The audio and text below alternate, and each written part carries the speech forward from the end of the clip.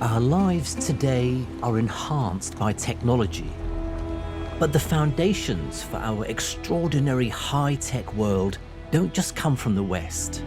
A huge role was also played by Muslim scientists and thinkers in the Middle Ages. Dr. Hayat Sindi is a medical scientist from Saudi Arabia. She's taking a road trip from San Francisco down through California and onto Los Angeles. She wants to find out how our modern world has been influenced by Islamic innovations, science, and technology.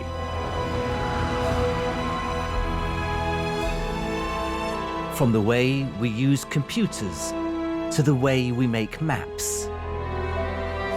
From food and farming to the ability to fly.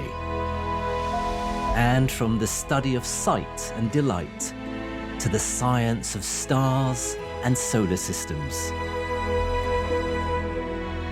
This is the story of how Muslim science helped to invent the world we live in today.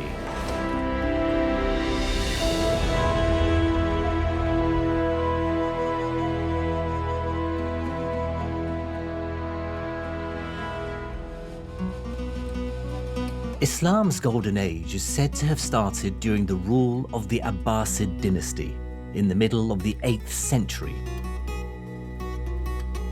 In 762, they began construction of a huge new city known as the City of Peace, or Baghdad. I think we can define the beginning of the golden age as having started in Baghdad, which was the capital of the Abbasid Empire. The Islamic Empire at that period was growing very rapidly, and it expanded to be huge, running from Andalusia, from Spain in the west, to India in the east. The city turned into the center of the Muslim world and the nexus for scientific discovery and innovation. There was a real culture of investigation and inquiry, sponsored by members of the elite who were very keen to learn everything they could about the knowledge of the time. This is a period of heightened intellectual activity where Muslims absorb, naturalize, transform, and contribute to various forms of knowledge in philosophy, in astronomy, in mathematics, medicine, legal theory, and so on and so forth. The intellectual heart of Baghdad was the House of Wisdom. The House of Wisdom filled up with translations of great works from ancient Greece. But Muslim scientists would then take this old knowledge and come up with new ideas and theories that would transform their world. But how has Muslim science and learning from the Middle Ages impacted on our world today? Dr. Hayat Sindi wants to find out. She's about to take a trip through America's Golden State, California. This is where scientists and engineers developed many of the devices and inventions integral to our lives today. First, Dr. Hayat is visiting one of the state's famous universities, which produced many of these brilliant brains. Just like the University of Al-Qarawiyyin in Fez, the oldest educational institution in the world, in the first place to ever award a degree, established by a Muslim woman in Morocco in the year 859. Fatima al-Fihriya was the daughter of a very rich merchant from Kairouan, Tunisia. And she decided to create a large mosque. This mosque would become a very important educational center. Its teaching started as mainly religious and legal studies, and it was also a place of political discussion, and slowly more and more topics were added, such as poetry, grammar, medicine, astronomy, mathematics. Fatima al-Fihriya played a very significant role. She actually created a center of knowledge that lasted centuries and impacted not only the Muslim world, but beyond. Institutions, universities, learning centers are the critical pillars to any economic stability and prosperity. Stanford, in the time it was founded, California would have been a kind of frontier, at least in terms of higher education. And I think part of what the Stanfords recognized was that if California was to blossom, was to become something more than just a frontier outpost, that it needed universities, that universities provide not only a cohort of educated young people, but also culture, learning, and a kind of center of gravity for the building of a modern economy and a modern society.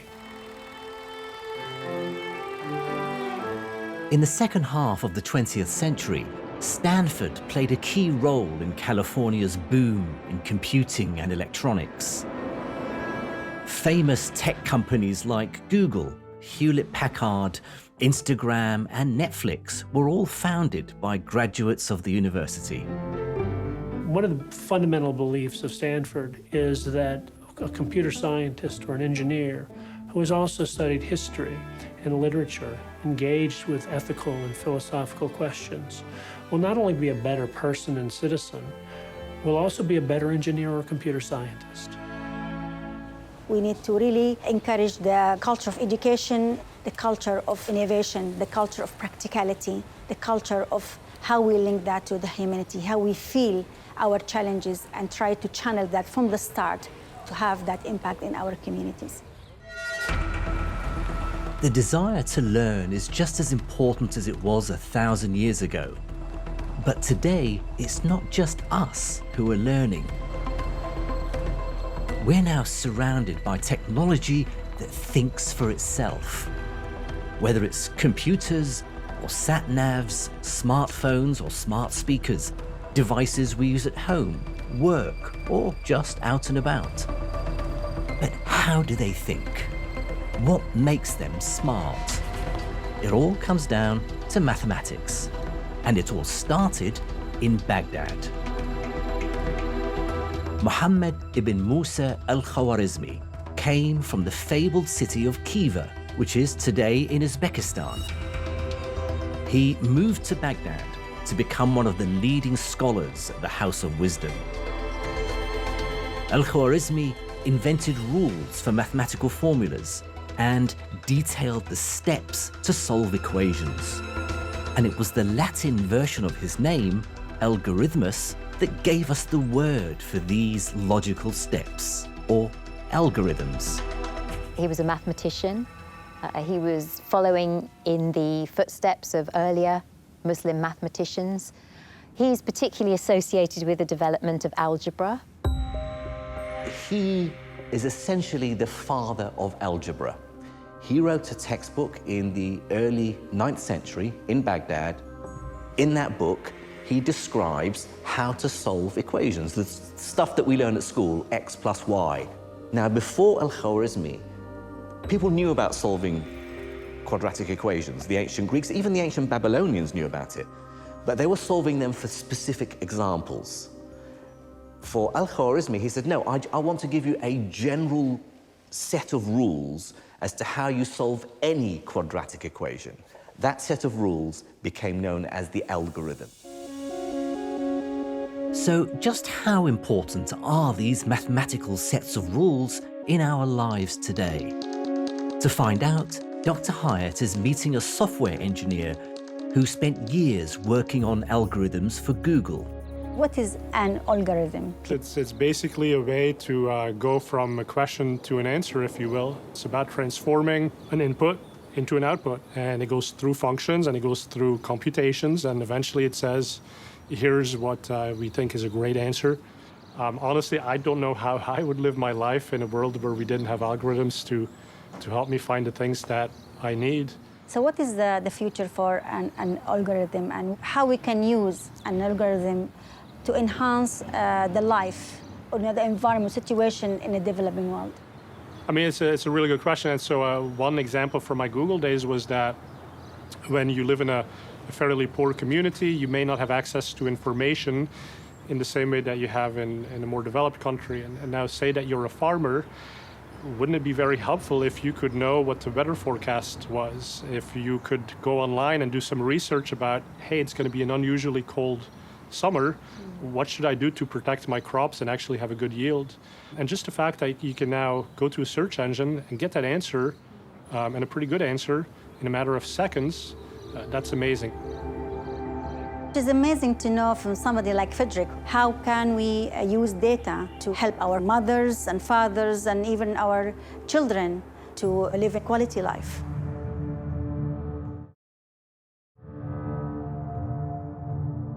The power of the algorithm has brought about a data revolution.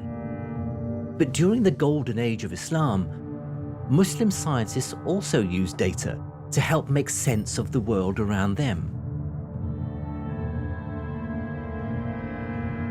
One of the most influential geographers of the Muslim world was Muhammad al-Idrisi. He was born in North Africa in 1100 and spent his early life traveling around Europe and Muslim Spain.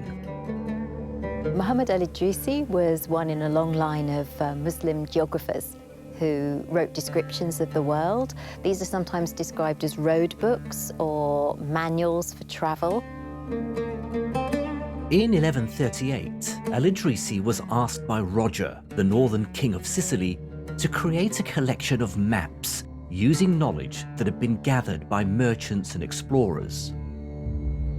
It was based on descriptions from people who clearly traveled to places, not necessarily al-Idrisi himself, although he was probably fairly well traveled. One thing it's important to remember, of course, is that Muslims knew very well the world was round all the way through this period. So when they're doing maps, they are also aware of the world as a globe. Al-Idrisi spent nearly 18 years at Roger's court, compiling all the information. This was all turned into the Book of Roger, a collection of 70 maps combined with detailed notes and descriptions.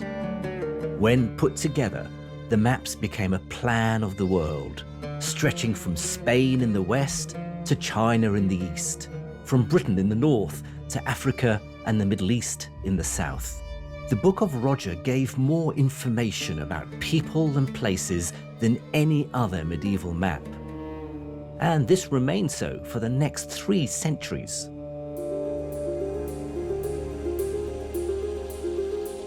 Nearly 1,000 years later, maps are still just as important.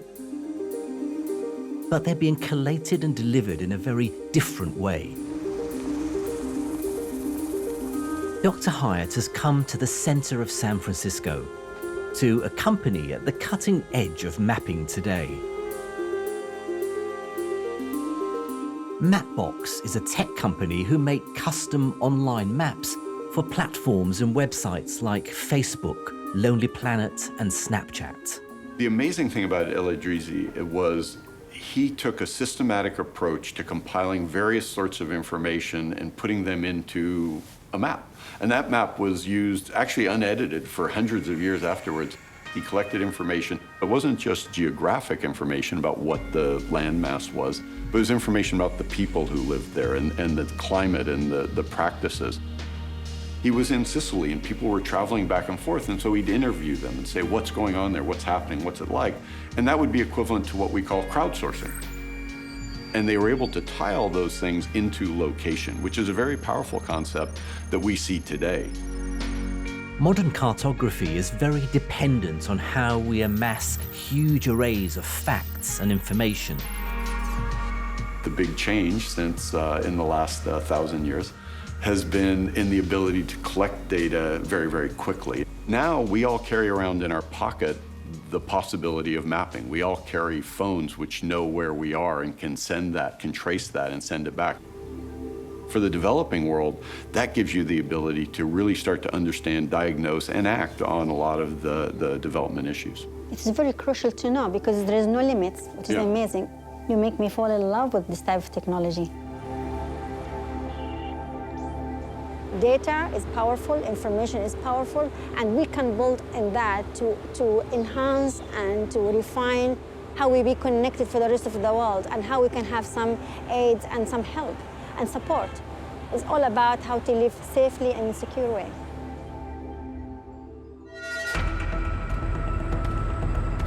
Muslim scientists didn't just develop our understanding of the Earth. They wanted to look further. Since the dawn of time, people have wanted to understand our universe. Astronomy was always of particular importance in Islam. Before clocks and compasses, Muslim scientists worked out the time of the 5 daily prayers using the sun's position in the sky.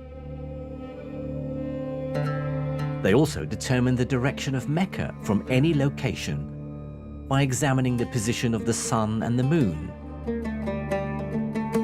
But astronomy also sought to answer a number of other big questions about the cosmos. Astronomy was one of the most important areas of science at that time, but of course, the scholars of the Islamic world didn't have telescopes. That didn't happen until the beginning of the 17th century. What they did, however, was a continuation of the work of the ancient Greeks. Before the Golden Age of Islam, the most important astronomical work had been carried out by Greek scientists, like Aristotle and Ptolemy.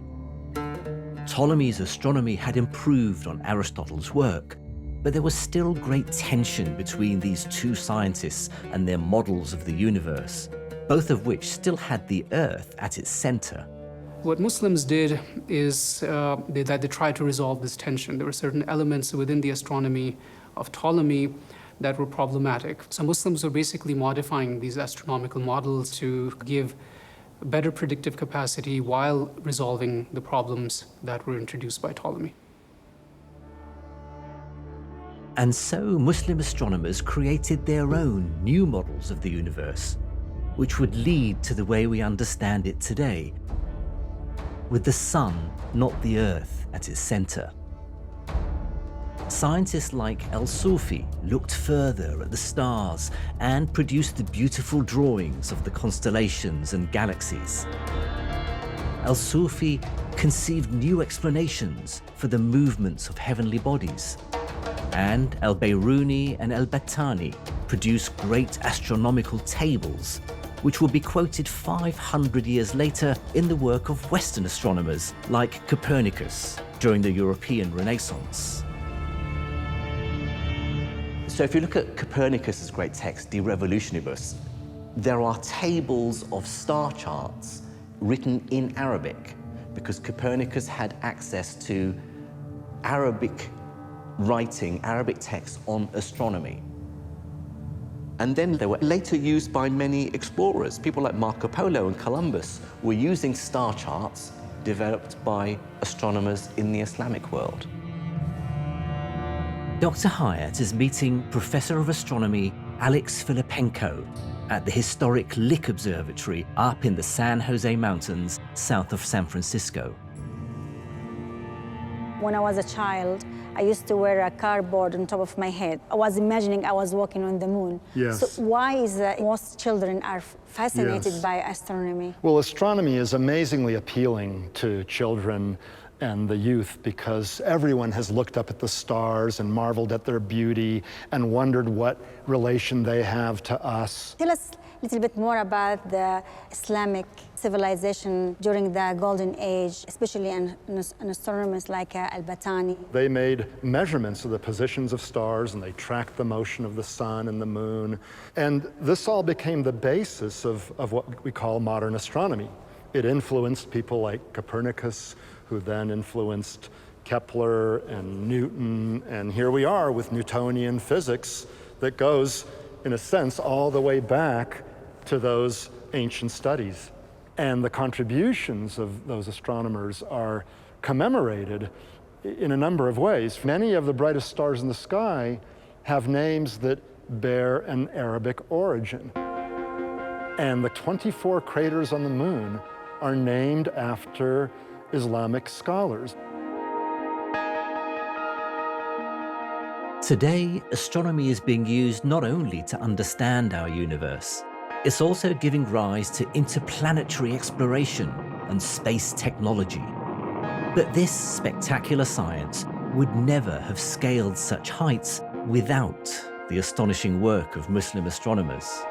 We need to be inspired, and astronomy breeds so many amazing scientists. When I was a child, I was inspired to become a scientist because I had this big passion toward astronomy. And I think any amazing things in life start always with inspiration. The golden age of Islam saw the Muslim world stretch across many miles from Arabia. And 20 years after Baghdad was first built, another impressive metropolis arose in Al-Andalus, the Arabic name for Muslim Spain. Cordoba would become the largest and probably the most cultured city in Europe.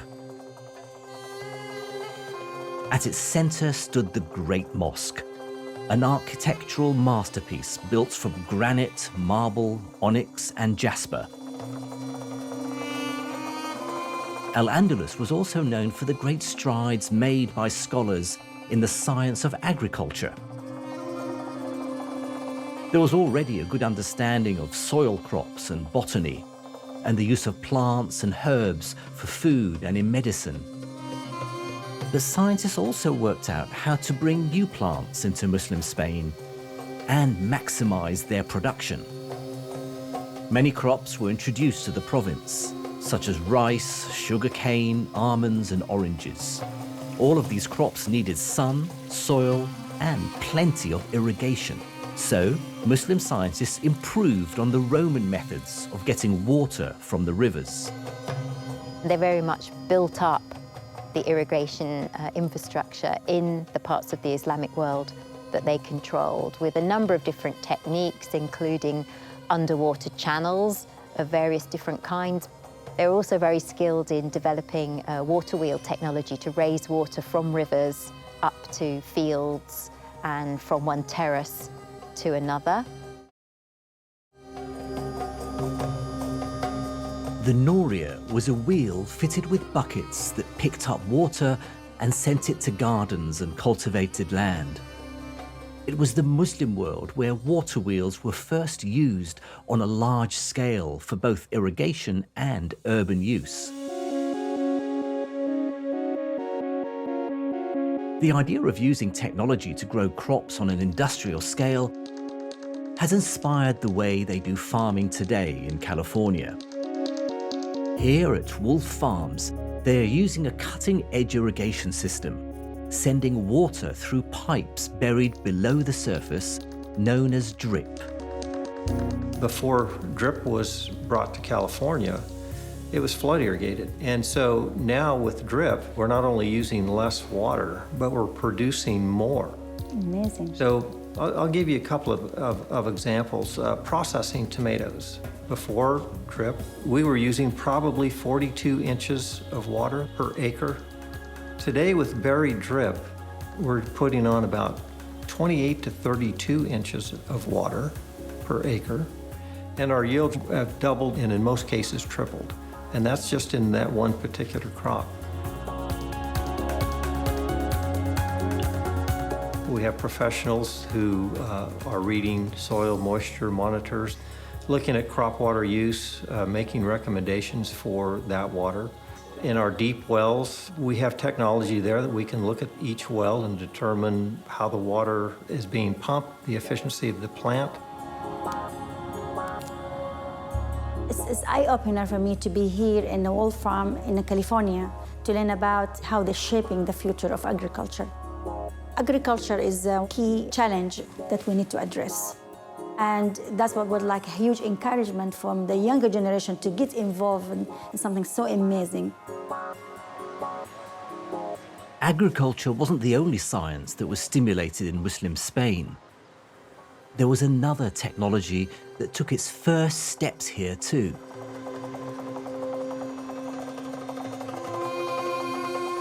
People have always looked up to the skies and dreamt to fly like a bird. But in the 10th century, one Muslim engineer in Cordoba risked life and limb and became the first man ever to fly. Abbas ibn Firnas was an inventor, engineer, and poet who worked at the court of Cordoba, then presided over by the Umayyad dynasty. Abbas ibn Firnas was someone who we might call a courtier. who was in the close circle around a number of different rulers, but he was also a scientist. Ibn Firnas spent nearly 20 years studying falling leaves, bats and birds. And then he built what's said to have been the first modern glider. He constructed a kind of frame for himself and a set of wings, and he did a flying experiment. He launched himself and flew for 10 minutes. But when it came to landing, he encountered a big problem.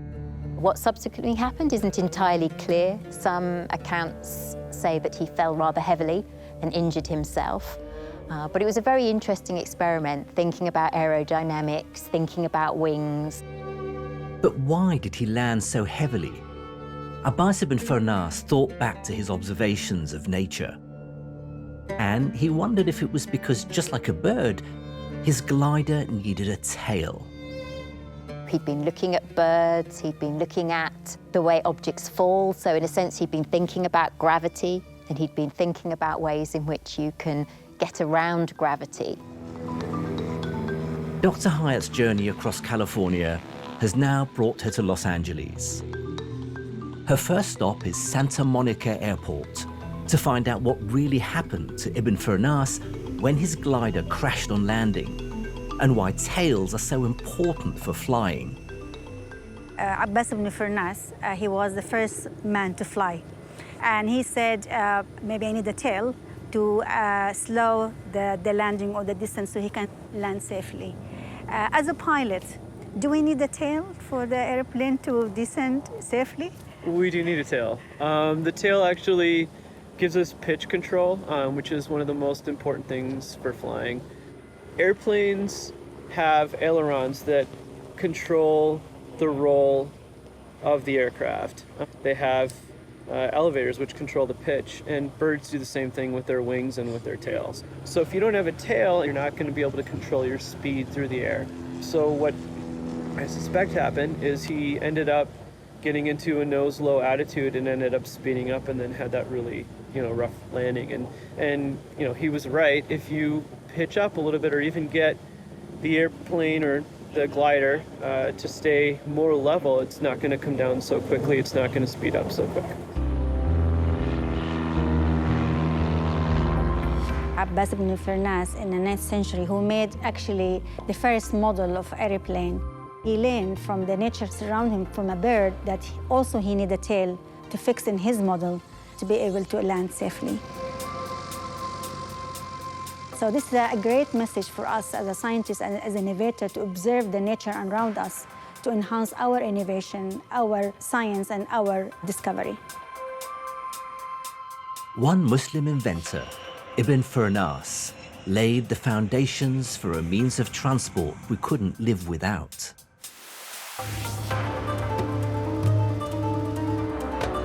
There were many different kinds of innovators during the golden age of Islam.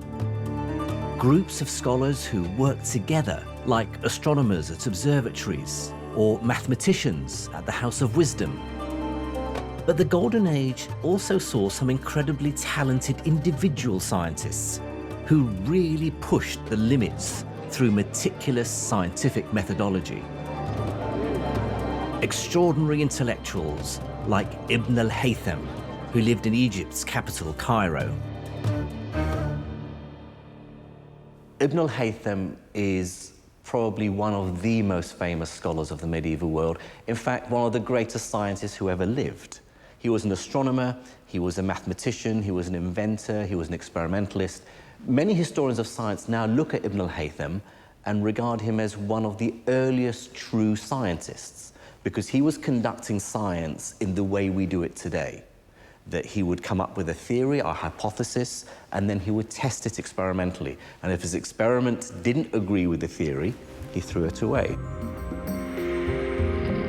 Ibn al-Haytham was a man of many talents, but he's best known for his groundbreaking work in optics, the study of sight and light.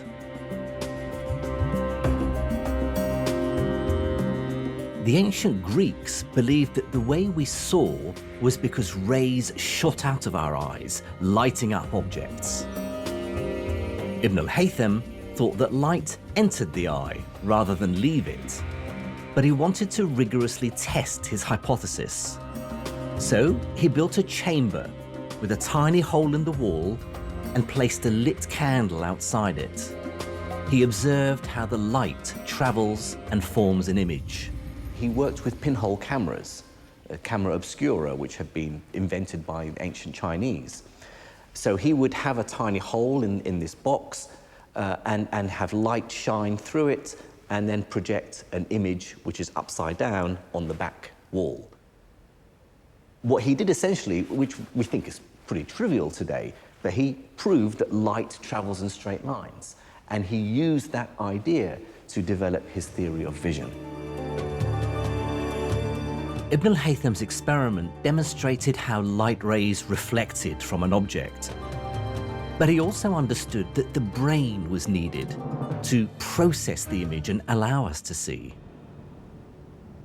Ibn al-Haytham was the first person to explain correctly how vision works. And in his book of optics, the first 2 volumes, he explains very carefully how we see. And that became hugely influential for many hundreds of years later.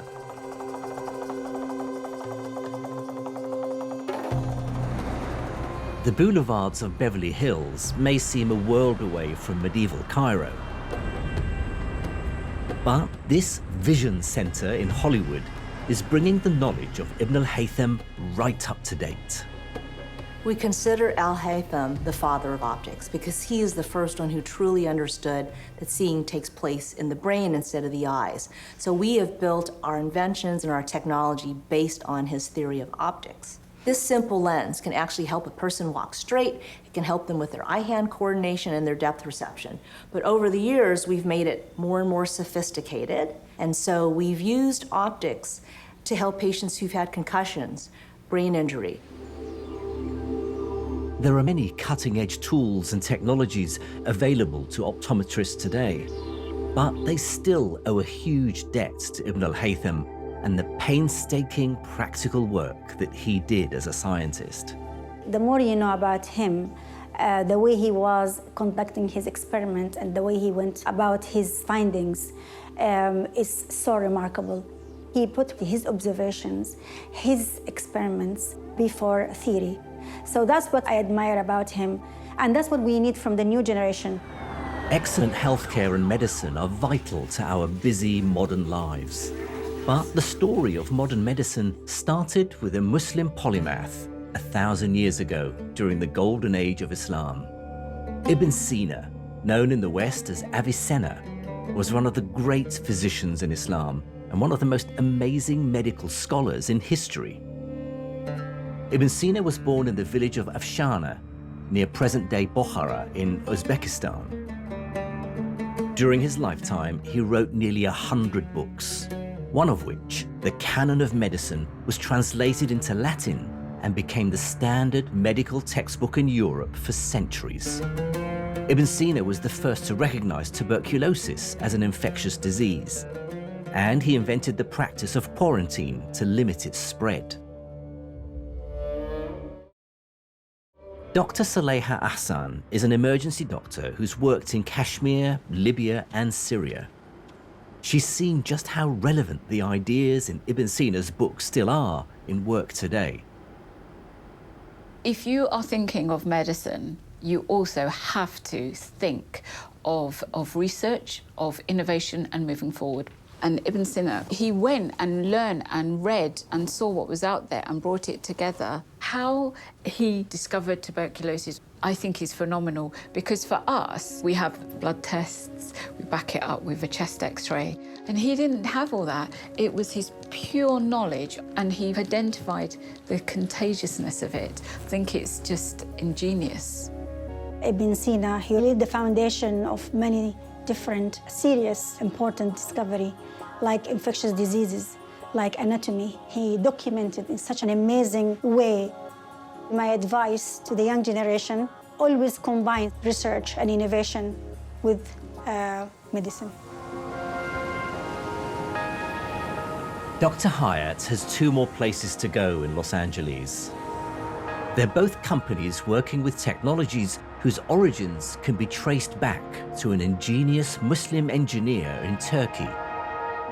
The first is an integral part of something we all take for granted: the petrol or diesel-powered car.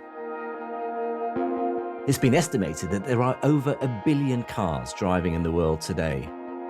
The majority of them are still powered by the internal combustion engine. And the origins of this innovation can be traced back to Ismail al-Jazari. Al-Jazari was an artist, inventor, and mechanical engineer in the 12th century who lived in Anatolia, which is now part of modern Turkey. Ismail al-Jazari was one of a number of Muslim specialists in mechanical engineering. Al-Jazari is best known for writing the Book of Knowledge of Ingenious Mechanical Devices, a work which described over 100 skillful instruments and machines. He took certain elements in mechanics and deployed them in incredibly useful ways to produce devices such as automatons and clocks, for example. It was the culmination in some ways of mechanical engineering in the Islamic world. One of al-Jazari's most amazing devices was the double suction pump, designed to draw water to feed gardens and crops.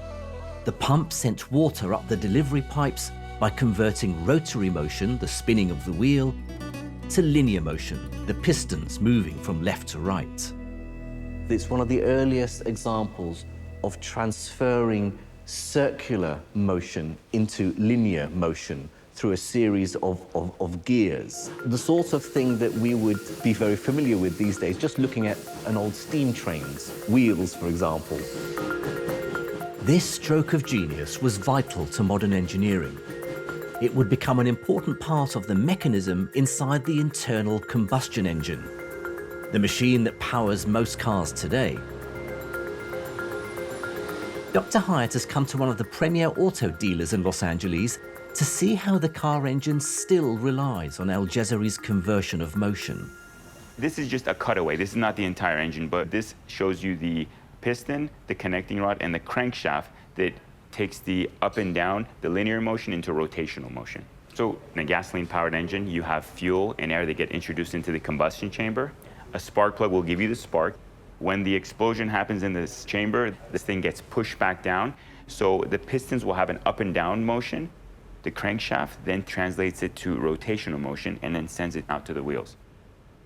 But the double suction pump was only one of al-Jazari's many innovations.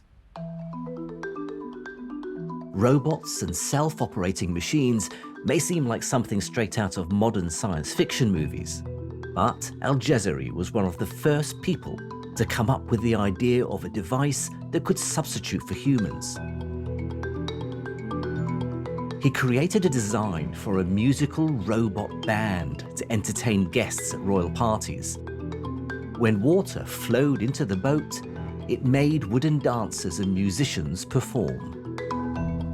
These are contraptions, simple to explain, but you need a genius to invent them in the first place. Today, robotics can be used in a wide variety of situations: in the home, at work, in manufacturing, or in environments too dangerous for a human. Dr. Hyatt has come to a company who've taken the discipline to another planet. Honeybee Robotics specialize in space technology, and they're designing robots for the moon and beyond.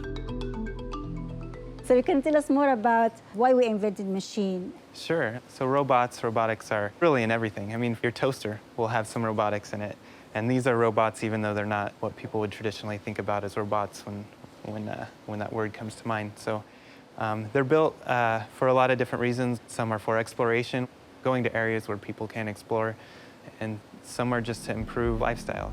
But most of the robots do not walk or talk. One of the robots that Honeybee has created is a tool for space exploration. They can hop across asteroids looking for water, driven only by solar power and steam.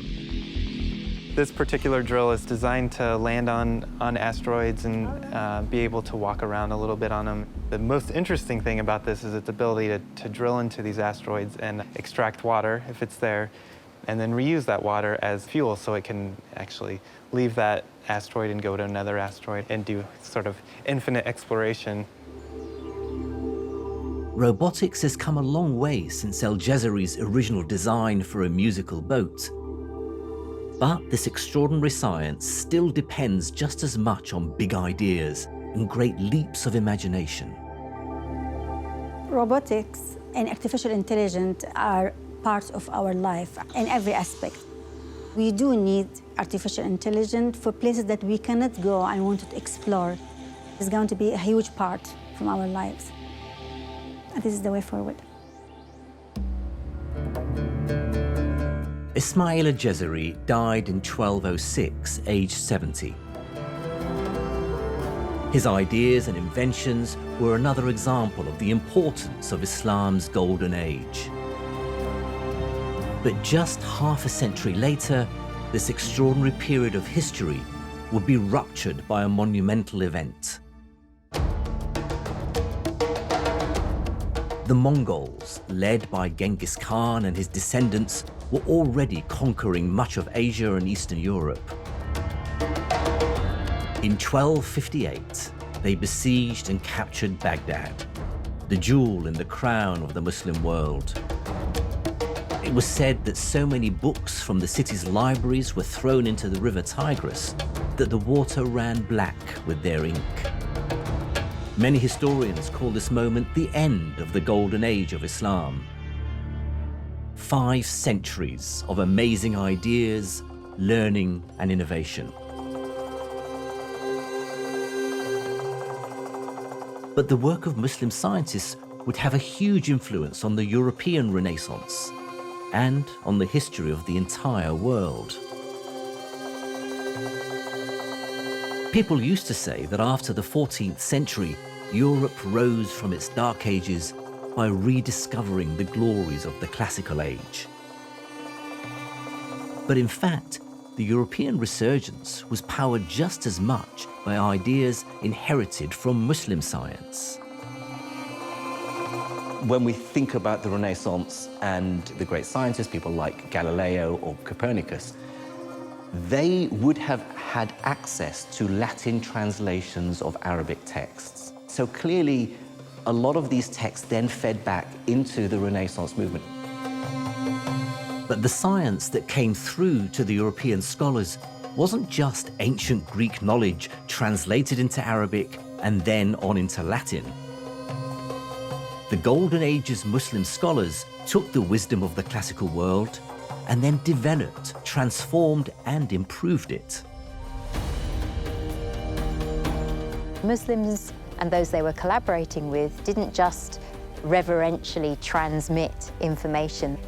What they were in fact doing was interrogating that knowledge, working with it, building on it, developing it, so that what was passed on was massively modified and enhanced by the Muslims and those working with them through the Golden Age. This Golden Age of Arabic science was a lot more than simply translating the ancient Greek texts, looking after them while Europe was in its dark ages, and then when Europe reawoke, they dusted them off and said, there you go, guys, we've kept them. Sorry, we've translated them into Arabic. Far from it. Now, the ancient Greeks were very clever, but Arabic science took a lot of that work and that knowledge far, far further. And without it, we wouldn't have had the Renaissance. We wouldn't have had the scientific revolution in Europe, because scientific progress is this continuum. The rise and fall of science in the medieval Islamic world and its influence on history is an epic tale. These brilliant scientists and scholars developed old ideas and created new innovations, and played a huge part in shaping our modern world.